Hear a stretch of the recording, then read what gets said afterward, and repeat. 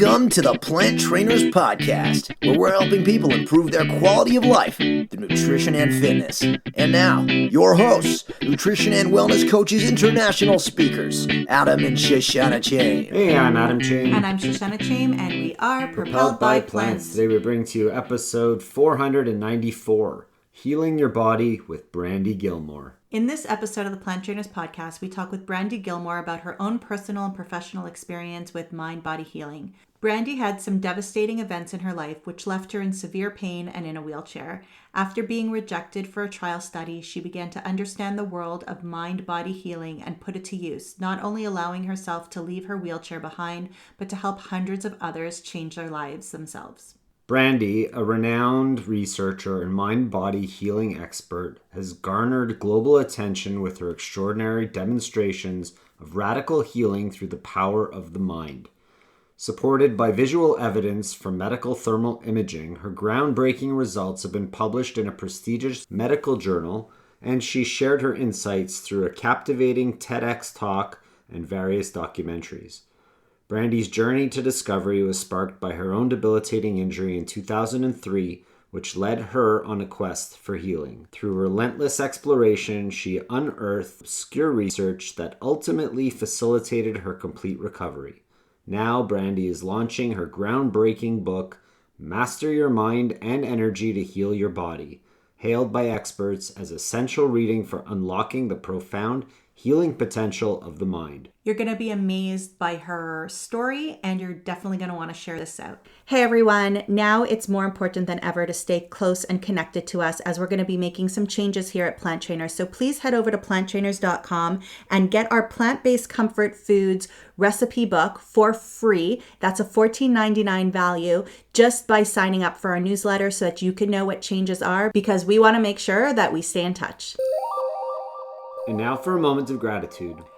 I am grateful because earlier this month, I got to go to Boston with 10 of my catchball teammates. We had a tournament there with some other teams. And yes, we got to exercise, we got to play, but we also got to bond and get to know each other better. It was fabulous. We had some time off and we were able to spend some time with family that we haven't seen in a while, and grateful for that. Brandy Gillmore, thank you so much for joining us on the Plant Trainers Podcast today. Thank you so much for having me. It is so wonderful to connect with you both.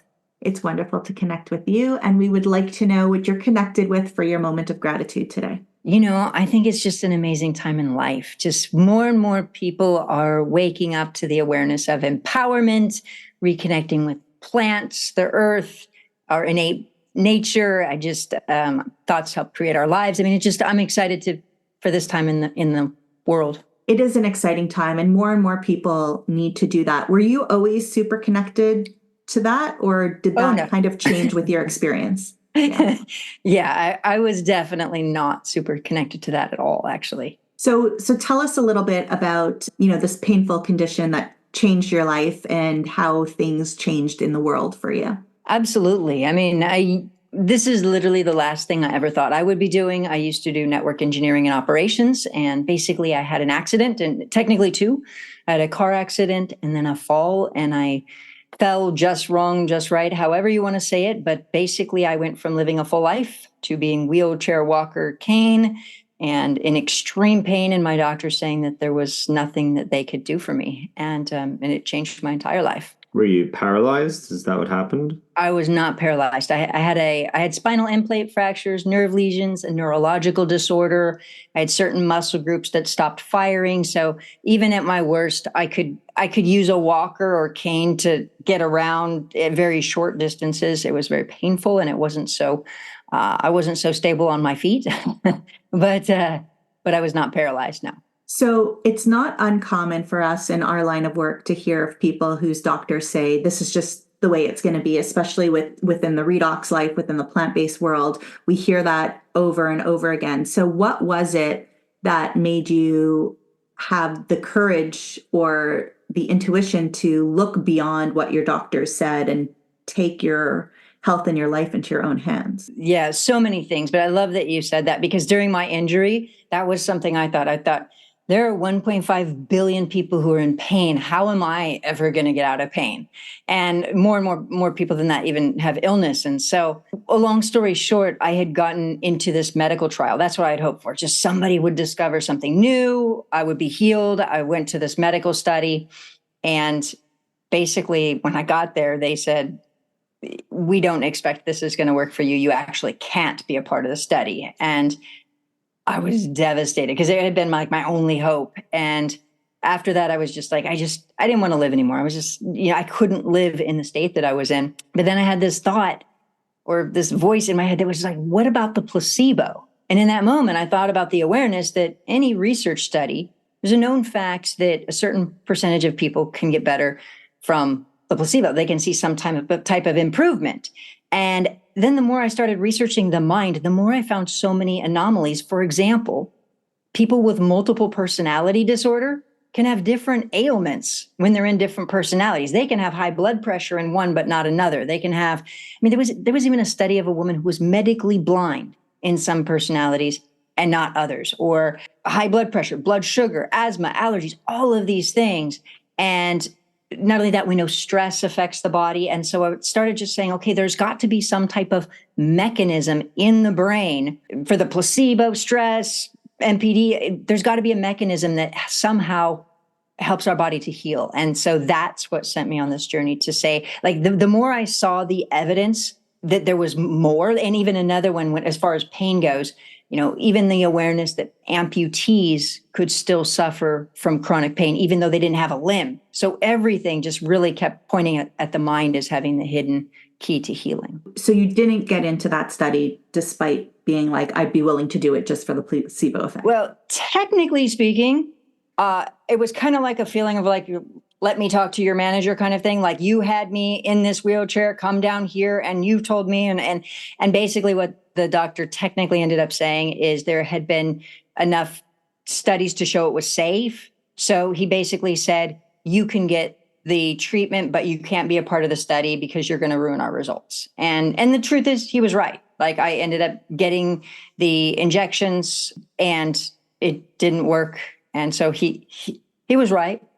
But it still left this feeling of like, I'm going to be part of my own study. I'm going to figure this out. What if him saying that to you created the opposite of the placebo effect to begin with, right? Like, he let you down, like he set your brain up to be, this will fail.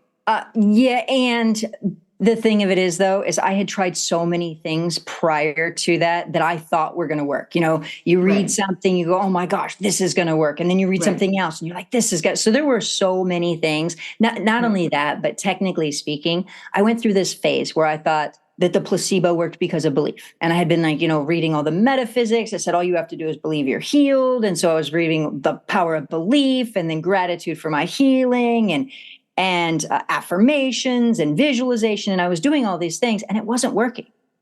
Mm-hmm. And then I came across something called the open label placebo, which is basically exactly like it sounds. It is open label. So both the doctor and the patient both know it's fake because the label is open. They both know, and it still can work. And that really helped me to understand that it took more than just belief to activate the body's mind-body healing connection. Are you still in a wheelchair or using a cane now? Oh gosh, no pain. Haven't had any pain. Actually, there's pictures of me working out with bodybuilders, lifting insane amounts of weight. So how long ago were these accidents and falls, and were you in the wheelchair? The fall was 2003. The accident, I can't remember the exact year. I want to say it was 1999. It was a couple years prior to that. So I was already kind of messed up. 2003 was the accident or the fall. And and basically I was mostly healed 2009, but 2010 is like, or 2010 was like, I am 100% on my feet because I was still figuring it out. So I would start doing things that sometimes I'd have that pain shoot back in. So it was a process of figuring out and understanding how to get it to work. So now it's 15 years. So it took about 7 years to get it to where you wanted it to be? Yeah, about 6.5, somewhere in there-ish. It's hard to put a date on it because, I'd feel like I'm doing better, and then pain would cut. So it was But yeah, I got stuck in this kind of, I meditated for a lot of years. And because I could get my pain down at times with meditation. So it's kind of like when something kind of works, you do more and more and more of it. So I was like meditation and theta state and delta state and binaural beats and phantom phase frequencies and all of these things. And then I had this experience where a friend of mine, her aunt was dying of lung cancer. And so she called me up and she asked me if I wanted to say goodbye. And of course, I wanted to go say goodbye. So she picked me up and she took me over there.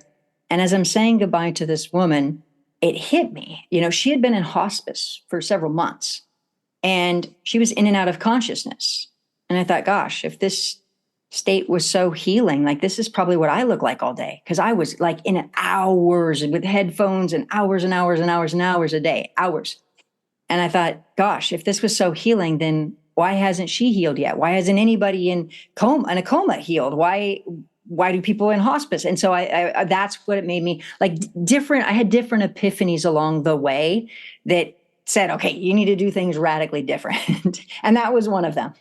So, but I did that for many, many years. So the work that you do now, like with thermal imaging and all of that, is it all based on the placebo effect and using the placebo effect not as the way that we see it as fake, but actual healing coming from that belief? Like explain what we need to understand. Absolutely. So basically I simplified everything and I said, okay, well, how can I see that the mind affects the physical body? Well, emotions. Somebody's embarrassed, their face turns red. Even emojis know that. We have that little red-faced emoji on our phone.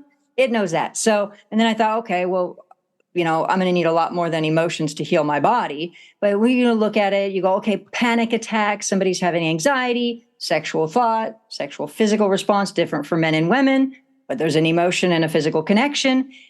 And then there's also things like widowhood effect or broken heart syndrome, where somebody can die from a broken heart, or scared to death, where somebody can die from being scared. And so I started looking at it and saying, well, emotions can really impact us. And even after surgery, if somebody's in an optimistic state, they can heal much faster.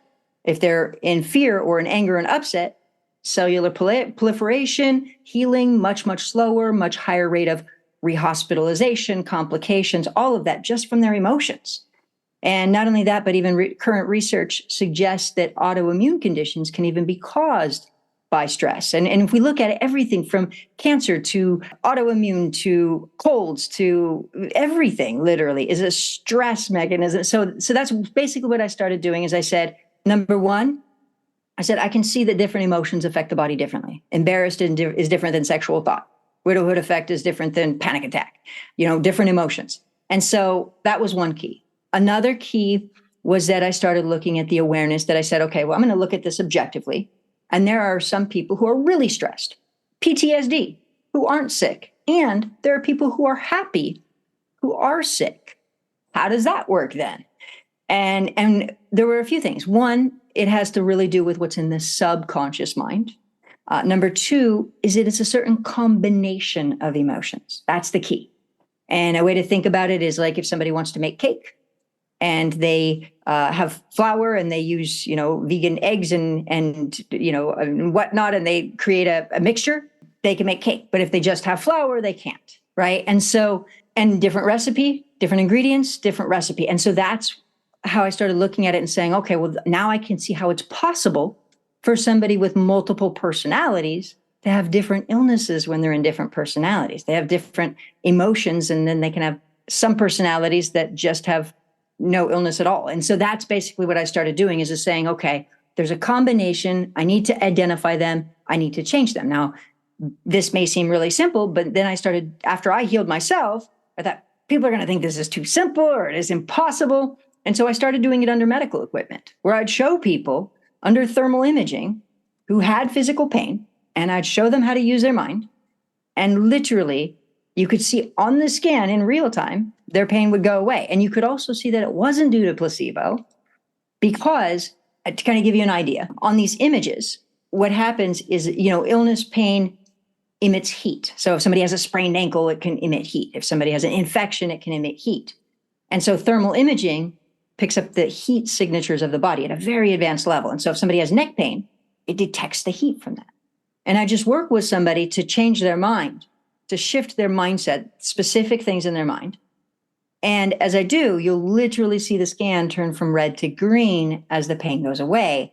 However, if I go back in and I mention the negative again, you can see it come right back. So you see it's not just placebo analgesia or belief, that you can see that their emotions are actually triggering and their mindset are triggering the change. So it's incredible. So by changing your mindset and making your brain function a certain way, you were able to heal yourself from your injuries and reduce the pain and overcome all of it. Is that right?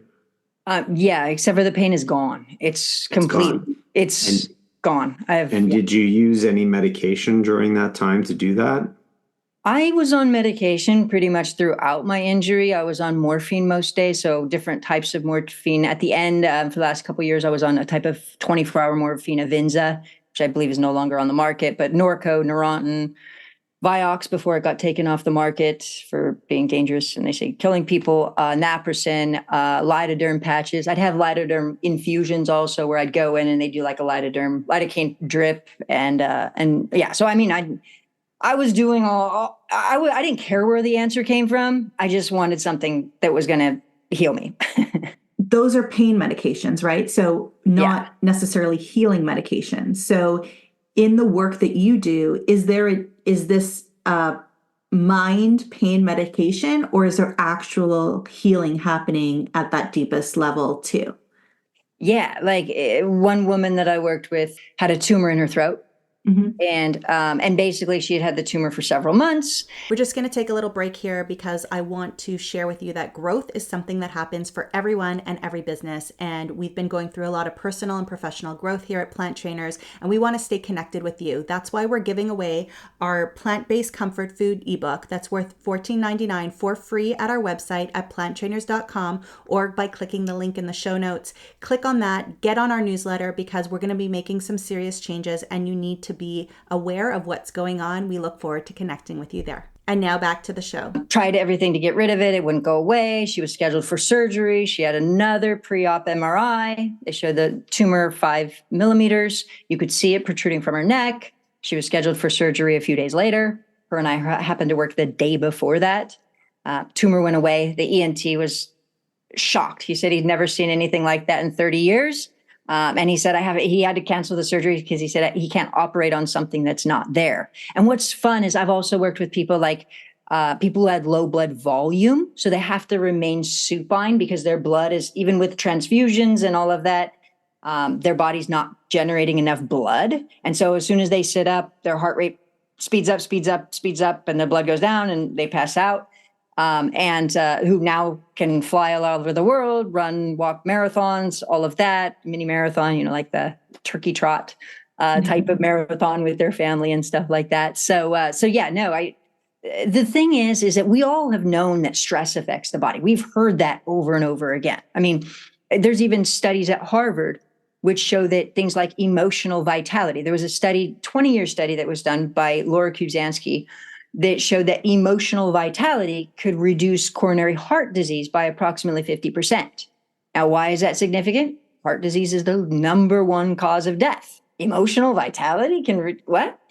And so when we start to look at it, we've known that stress affects the body. The thing of it is it takes a depth, because in our culture, a lot of times we have stress management where we try to manage our stress. But we even know if somebody's really, really stressed, they could have an ulcer. If somebody's feeling like they want to get, like something's disgusting, they may want to gag.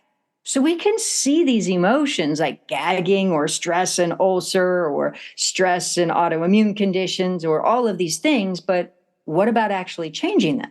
And I want to say, I make this sound really, really simple, and it is and it's not, because the truth is we also have emotional patterns. And if I get a little technical for a moment, if we look at things like repetition compulsion or reenactments or attachment theory or law of attraction or whatever we want to call it, our patterns breed more of the same. And so somebody may have a pattern of guilt or a pattern of anger or a pattern of hurt or victim. And then it can show up over and over in our lives. So somebody may have a like it's well known in psychology, maybe a woman has an abusive father and then leaves him and finds the abusive boyfriend, boss, spouse, et cetera, et cetera. So not only can our emotions then be there, but then we have the physical experiences that then come with it. And it does take a real change and a genuine understanding of changing at our core. And that's really key. And many times we can get stuck in patterns and it perpetuates more and we don't even realize it. And maybe a simple example of this is, somebody may have a pattern of abandonment where they feel abandoned and rejected and abandoned. And then what happens is fast forward, then they're in a relationship and either they're really needy and jealous and insecure and, oh, why were you with this person? And why were you there? And then they end up ruining it. Or they are hot and cold because then they want to and then in which case they don't really create the bond and sustain a bond. And either way, it then ends up perpetuating more of the same. And so it does take a real genuine change. And even when I show it under medical equipment, I've had several case studies published in a medical journal. And even on those, like I'll tell people, okay, you released your pain and you can see it under medical equipment, but you must follow through. You must embody this change. And some people, they get it, they embody it, boom, it's done. The pain doesn't come back. Other people, they may have, a trigger come up, or maybe their wife or husband or whomever may trigger them, or guilt or whatever comes up. And they have to really process it to go, okay, the pain came back. Okay, but at least I know what it's connected to or the health issue, and then really make the change, because it does take a much deeper change than we as a culture are used to making. So, I mean, obviously it takes a while for people to heal themselves of serious injury or some chronic pain. I mean, it took you 6.5 years to get through it. If we have listeners who are struggling with injury or pain or long-term illness or things like that, what would you say that they could do that's pretty easy and simple that maybe they can start right now just from listening to this show? Absolutely. And by the way, I've seen people who go through my courses or process and whatnot who have had rheumatoid arthritis for years and years, so bad that their feet are swollen, they can't walk, and they're out of pain in 2 weeks. And then are like, yeah, so it doesn't have to take a long time, which if you feel like it's going to take a long time, then of course it could take a long time. Right. And we can look at MPD even and see that people with multiple personality disorder can have chronic pain and illness, like chronic neck pain in one personality and not have any in the other, or a different type of pain. So I don't want to put it in anybody's head it's going to take a long time, because all the time I don't see that being the case. But what I would say is number one, I would say program in positive emotions first, because a lot of times people might say, oh, well, negative emotions are bothering and maybe affecting my health. I wonder what that could be. And then they want to delve right into the negative, which isn't going to be helpful because you could increase it. And I would say one simple but powerful thing you could do is think about positive emotions, but in a different way. Think about positive emotions as creating positive patterns. Our brains work in patterns.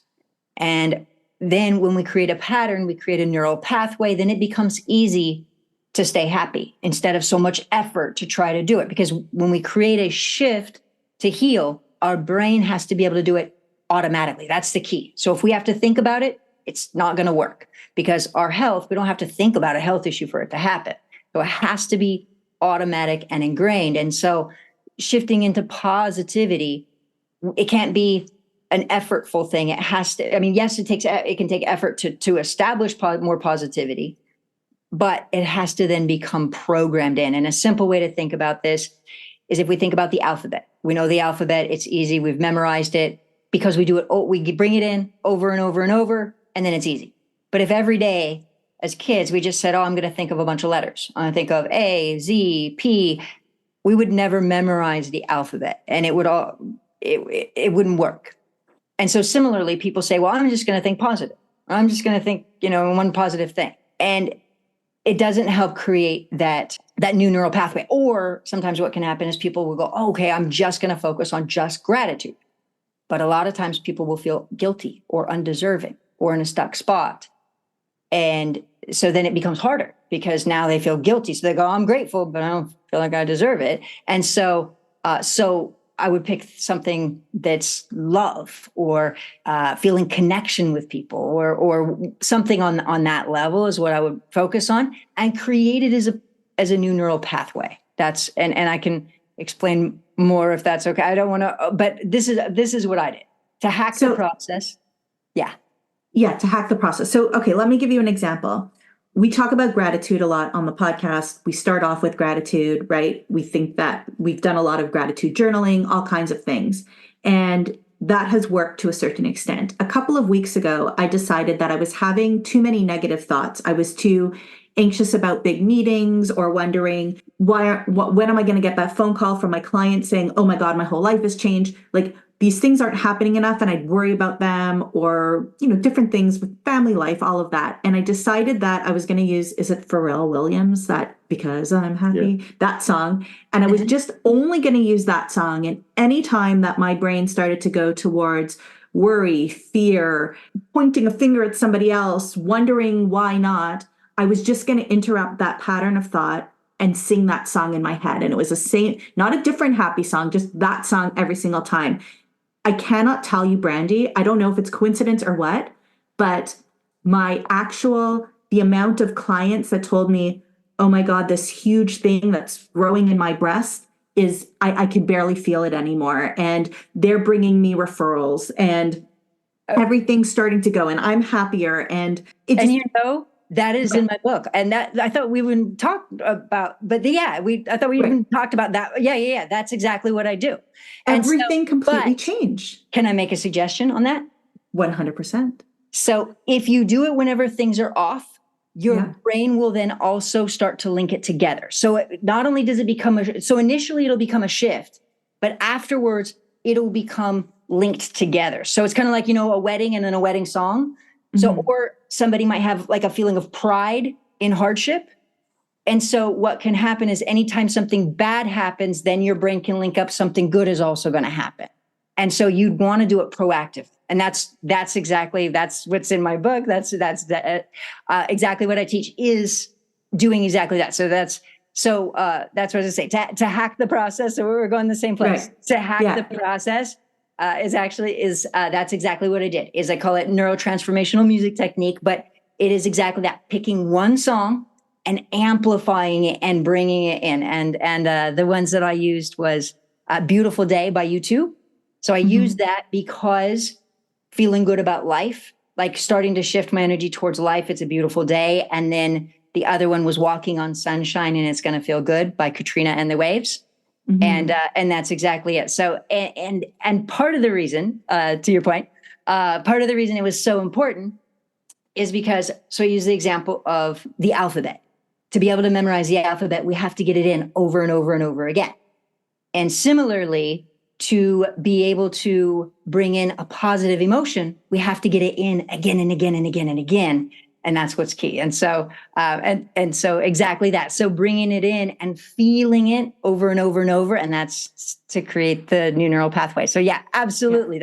I love that. It's in my book. Yeah, amazing. And I would think that it's not just the words in the songs being positive or the beat of the song being positive. That's one thing, but it's also the feeling and emotion that you have towards that song. Yeah. So right?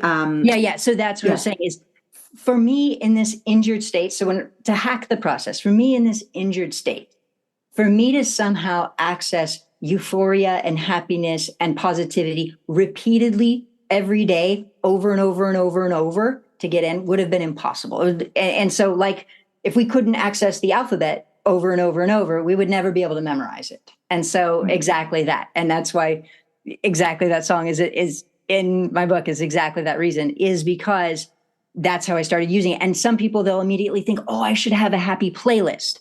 Part of the problem with that is, again, that's like trying to create a whole bunch of things. That's like saying there's 50 different alphabets that you're going to memorize. If you just do, I would always tell people, is just do one or two to create that new neural pathway. And the other thing that's really also key is that research has shown that if you listen to music and you really, really create a strong feeling of excitement with it, euphoria with it, that it also creates a biochemical response. And if you think about biochemistry, it is important for healing, for health, for happiness, all of that. And so it can help also on a biochemical level. So there's so many benefits to it. So, and it may seem simple, but it's, to your point, it's profound. Mm-hmm. The mind and the brain is an incredible tool and can really be used to heal so many different things. And you mentioned your book, and it's called Master Your Mind and Energy to Heal Your Body. You can be your own cure. Brandy, can you tell us where people can learn more about you and grab your book? Because our listeners are probably interested now. Absolutely. My book is anywhere books are sold. So Amazon, Barnes and Noble, and my website is brandygillmore.com, and Gillmore is with 2 L's. Perfect. So we'll link to that in the show notes at planttrainers.com for our listeners to check you out and learn more about you and what you're doing. That sounds fun and fantastic. Thank you. And I just have to say, I love what you guys are doing, because let's be honest, if people are eating a bunch of garbage food all the time or hangry, if people aren't eating a lot of, if you go long periods of time without eating food, you get hangry, and then it makes it hard to actually implement and stay in the positive. So I love what you guys also do. Thank you. And thank you for having me. Oh, thank you so much. And I wanted to put in for the listeners, if they have not seen your TED Talk yet, go to the show notes at planttrainers.com or search your name for TED Talk, because it is amazing, outstanding, and everybody should see that. So it gave me I told you, it gave me the shivers. So by all means, everybody go ahead and check that out. Thanks, Brandy, for being on the Plant Trainers podcast with us. Thank you so much. Thank you all so much for listening to this edition of the Plant Trainers podcast. We want to make sure that you subscribe on iTunes, Google Play, iHeartRadio, Stitcher, or any other podcasting platform. We really appreciate the feedback we receive from you. Every time we get a 5-star rating or review on iTunes from one of our fans, it really helps other people find us, just like you did. Thanks so much to our patrons. To become a patron, visit us at patreon.com/planttrainers. Even supporting us with $1 really makes a difference in the quality of the show. And don't forget to connect with us on Instagram and Twitter. Our handle is @PlantTrainers. Like Plant Trainers on Facebook, join our newsletter, and check out our website at planttrainers.com for awesome recipes, a list of our services, and of course, our latest podcast. We encourage you to email your questions to info@planttrainers.com so that we can help you improve your quality of life through nutrition and fitness. So we hope we've inspired you today. Join us again next time, and have a healthy day. Or is that too corny? It's a little cheesy.